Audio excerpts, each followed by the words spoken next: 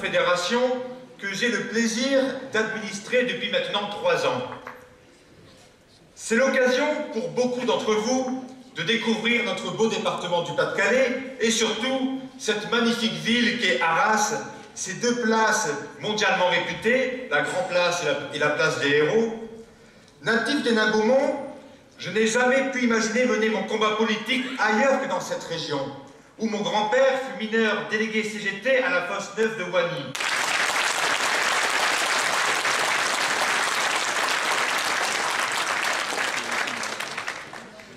Plus la gauche défendra les clandestins arrogants de Calais, plus les sans-grades, les exclus, les oubliés, ceux qui n'ont jamais droit à la parole, nous rejoindront. Car ici, comme partout en France, le Front National a défendu, défend et défendra toujours les Français d'abord.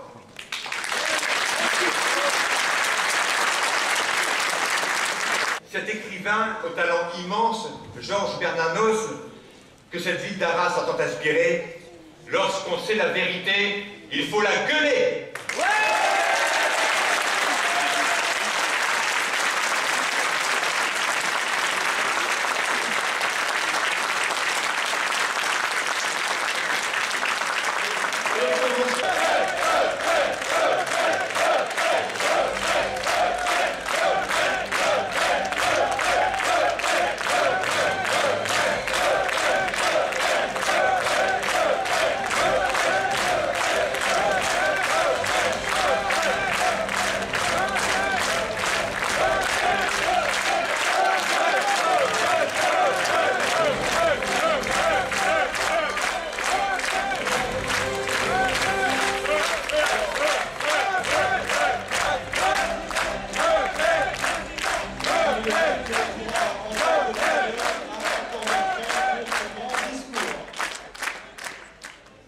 Alors, à 84 jours du scrutin du 7 juin, cette convention... L'immigration, la sécurité.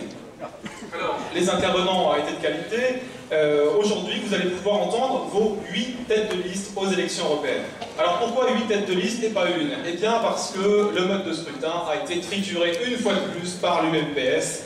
Nous aurons donc 8 têtes de liste et donc 8 occasions de faire campagne dans chacune des grandes régions. Alors, je vous invite d'ailleurs à vous rapprocher de chacune de vos têtes de liste pour les aider dans leur campagne, et j'espère que c'est déjà fait. Alors, je vais...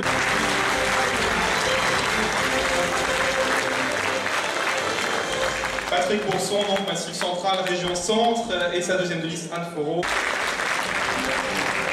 Pour la région capitale, la seule à rester intacte dans ces élections européennes, j'appelle Marie-Christine Arnautu et la tête de liste Jean-Michel Dubois.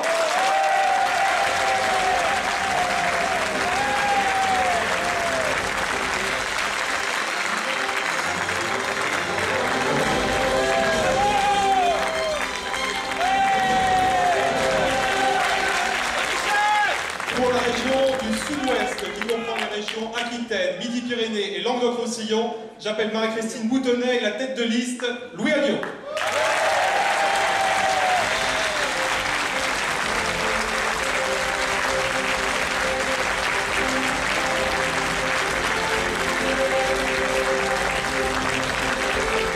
Pour la région Grand Est, qui comprend la Bourgogne, la Champagne-Ardenne, la Franche-Comté, l'Alsace et la Lorraine, j'appelle Sophie Montel et la tête de liste Bruno Gollnisch.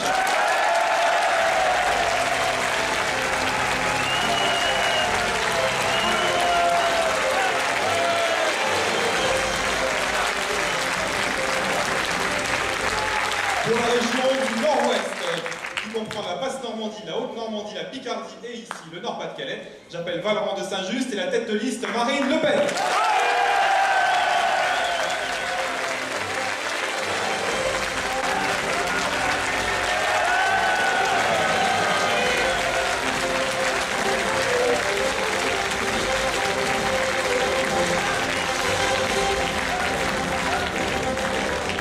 Et enfin, comme on dit l'astre de notre liste,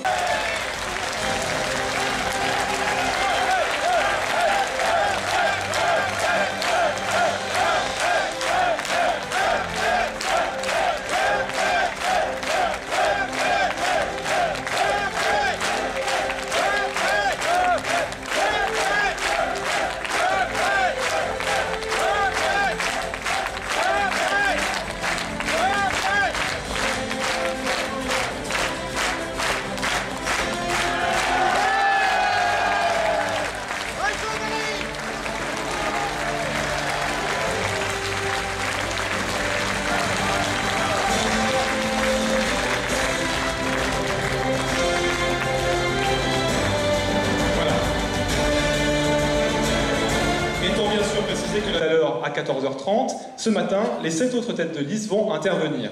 Alors, on va commencer par la région de l'Ouest, qui comprend, je vous l'ai dit tout à l'heure, la Bretagne, les Pays de la Loire et également Poitou-Charentes. Ils sont au fond, mais ce sont des bons élèves quand même. Hein. Alors, Jean-Paul Félix est deuxième sur cette liste, que j'invite donc à se lever. Jean-Paul Félix. Alors, Jean-Paul Félix a 62 ans, il est marié, a un enfant, il est chef de service dans un centre de formation professionnelle et en retraite, et accessoirement, il est également secrétaire départemental du Front National dans le Morbihan.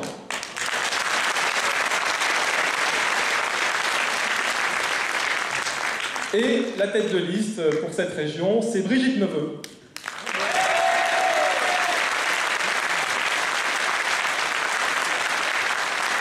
Alors Brigitte Neveu, que tout le monde connaît au Front National.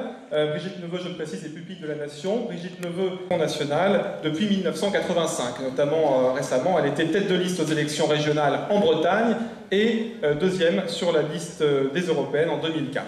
Alors je vais inviter Brigitte Neveu à prendre la parole tout de suite sur les thématiques européennes. Brigitte Neveu.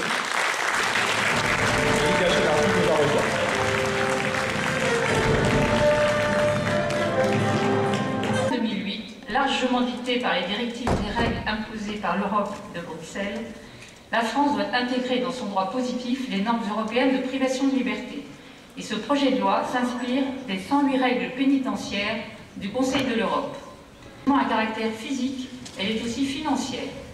En effet, le scandale Madoff a révélé au grand jour que les banques, tout en ne desserrant pas les taux du crédit aux particuliers et aux PME, ont confié notre argent à des fonds spéculatifs risqués, souvent à la limite de l'orthodoxie financière et de l'honnêteté. Alors même que les contribuables se sont vus imposer par Sarkozy un soutien massif à ces établissements bancaires après la crise. Or, c'est l'Europe ultralibérale de Bruxelles qui a favorisé, accéléré et amplifié la crise financière importée des États-Unis.